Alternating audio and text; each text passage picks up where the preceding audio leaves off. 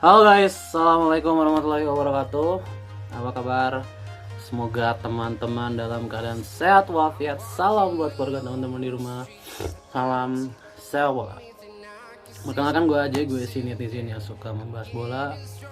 FIFA Match Day sudah dekat ya, dimana timnas senior dan timnas U23 akan menjalani pertandingan dalam waktu yang sama, dalam minggu yang sama. Jadi Indonesia akan sangat sibuk ya masalah sepak bola di awal September nanti ya. Dan untuk senior nama-nama sudah dipanggil, namun untuk U23 nama resminya belum dipanggil semua ya.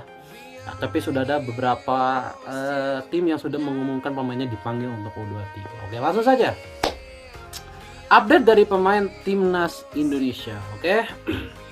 Yang pertama dari Liga Belanda dulu, di mana Dean James tadi malam bermain di Go Ahead Eagles dan kalah dari Sparta Rotterdam dengan skor 0-3 ya. Ini hasil yang sangat mengecewakan karena sebenarnya Go Ahead Eagles mainnya mendominasi pertandingan ya, tapi ya rezeki tidak kemana, Sparta yang menang. Jadi Go Ahead Eagles harus turun ke papan bawah hanya dengan 1 poin. Oke.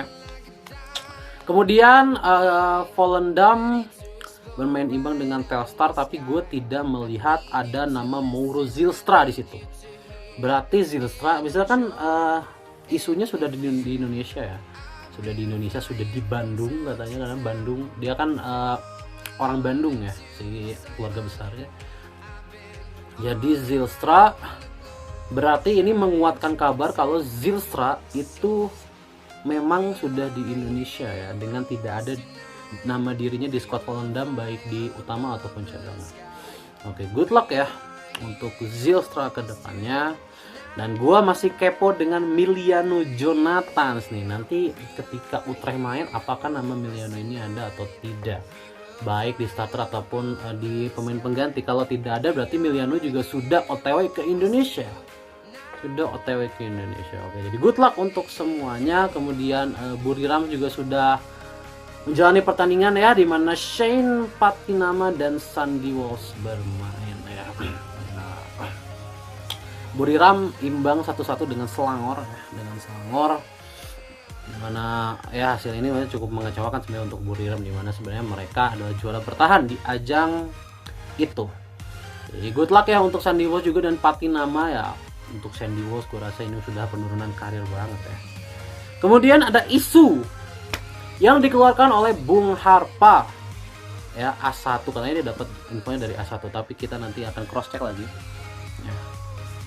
Gue tidak mendengar kabar lain memang dari selain dari Bung Harpa dan kenalannya. Tom Haye katanya akan ke Asia Tenggara, sudah deal katanya, tapi kita belum mendapatkan kabar resmi akan kemana. Menurut kabar burung, dia akan ke Bangkok United di Liga Thailand. Berarti dia akan satu tim dengan Pratama Arhan. Menurut kabar burung dia akan ke Bangkok ya. Tapi ada juga kalau di Indonesia ada yang rame juga, katanya dia dihubungi juga oleh Persib, karena CEO Persib ketika ditanya soal Tom Haye, dia tidak mengatakan tidak. Ya, dia hanya bilang akan ada pemain root Eropa yang akan didatangkan. Jadi ini menghembuskan kabar kalau Tom Haye juga akan ke Persib ya, tapi kita nggak tahu. Jujur-jujuran aja ya, sekali lagi gue bilang lini tengah kita ini menurun banget ya. Pelupesi udah menurun, Pelupesi makin sini makin menurun. Tom Haye juga sudah mengalami penurunan di karirnya, Sandy Walsh juga udah mengalami penurunan di karirnya, sudah pada ke Asia Tenggara. Jadi ya kita butuh regenerasi segera. Di 2-3 tahun mendatang kita sangat butuh regenerasi, karena Sandy Walsh dan Tom Haye ini belum tentu akan terpakai lagi 2-3 tahun kemudian. Jadi good luck untuk Tom Haye ke depannya ya. Kemudian kabar yang paling prime tentu saja dari Serie A Italia. Ada 2 pemain kita yang bermain di sana. Yang pertama adalah Sassuolo yang kalah dari Napoli ya, klubnya Jay Itzes. Namun di pertandingan ini Jay Itzes tidak dimainkan 1 menit pun, berada di bangku cadangan. Jadi ya lumayan bad start ya untuk Itzes, karena sebelumnya Itzes kan andalan dan kapten. Sebelumnya Itzes itu kan andalan dan kapten. Jadi mudah-mudahan Itzes tidak mengalami penurunan kualitas ya. tidak dimainkan di match pertama. Kemudian kabar yang paling prime tentu saja adalah sejarah yang diciptakan oleh Emil Audero, kiper kedua timnas Indonesia ini, dimana Emil mencatatkan banyak save di pertandingan ini menghadapi AC Milan ya, di kandangnya AC Milan, dan mencatatkan sejarah dengan membawa Cremonese menang dengan skor 1-2. Sejarah apa yang diciptakan oleh Emil? Sejarah besarnya adalah ini adalah kemenangan pertama Cremonese atas AC Milan di kandangnya AC Milan sepanjang sejarah mereka. Jadi Cremonese tidak pernah menang di San Siro sepanjang sejarah klub mereka. Ini adalah kemenangan perdana. Ini adalah sejarah sekali lagi buat pemain Indonesia. Dan gue lihat Emil Audero ini pakai nomor punggung 1 ya. Berarti kayaknya dia akan jadi kiper utama di tim ini. Kalau dia jadi kiper utama berarti dia masih punya kesempatan untuk bisa mengalahkan tim-tim besar Italia lainnya. Akan bisa menciptakan sejarah-sejarah berikutnya. Oke. Luar biasa ya untuk Emil Audero, dan dia membuat Luka Modric frustasi karena beberapa tembakannya berhasil di save. Kalau nggak salah dia mencatatkan 7 save ya kalau mau hitung ya. Pulisic, dia menghalau tendangan Pulisic, menghalau tendangan Pavlovic, Loftus-Cheek, Modric, dan lain sebagainya. Luar biasa ya pemain Estupinan dan lain-lain. Gua nonton highlight full pertandingan ini, dimana gol Cremonese diciptakan oleh si pemain nomor 6 itu yang tinggi besar ya, yang dia berhasil menyundul bola crossing dari kiri, bang 1-0. Kemudian Milan sempat membalas lewat umpan Estupinan, disundul oleh Pavlovic, bang 1-1.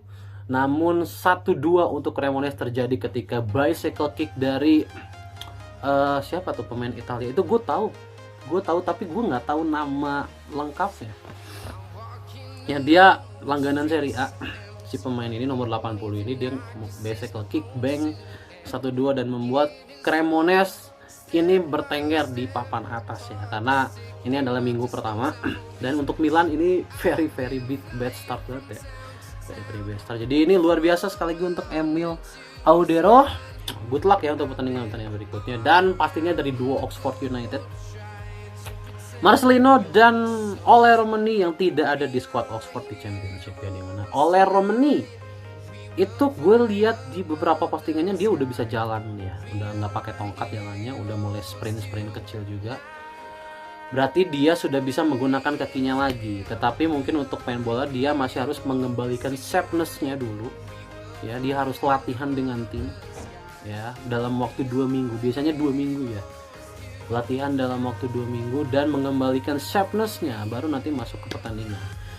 Melihat perkembangan dari Ole Romani, meskipun nanti dia bisa dipanggil di Oktober, dia nggak akan bisa 100%. Nggak akan bisa karena dia butuh feeling pertandingan, dan feeling gua Romani kayaknya baru bisa diturunkan akhir September, dan itu sangat mepet ya dengan Oktober. Berarti dia cuma bisa menjalani 1 atau 2 pertandingan sebelum FIFA Matchday Oktober, jadi dia nggak akan bisa dalam kondisi 100% membela timnas Indonesia. Jadi ini very bad banget ya, very bad banget. Jadi ya good luck untuk Romani, dan katanya Marcelino juga cedera dan masih ada di Indonesia sampai sekarang. Cukup berat ya. Sementara Miliano Jonathan juga kayaknya bakal telat juga ya. Ternyata sampai akhir Agustus pun dia masih belum ada di DPR. Jadi ini bakal telat semua ya. Oke, itu aja soal perkembangan pemain timnas Indonesia.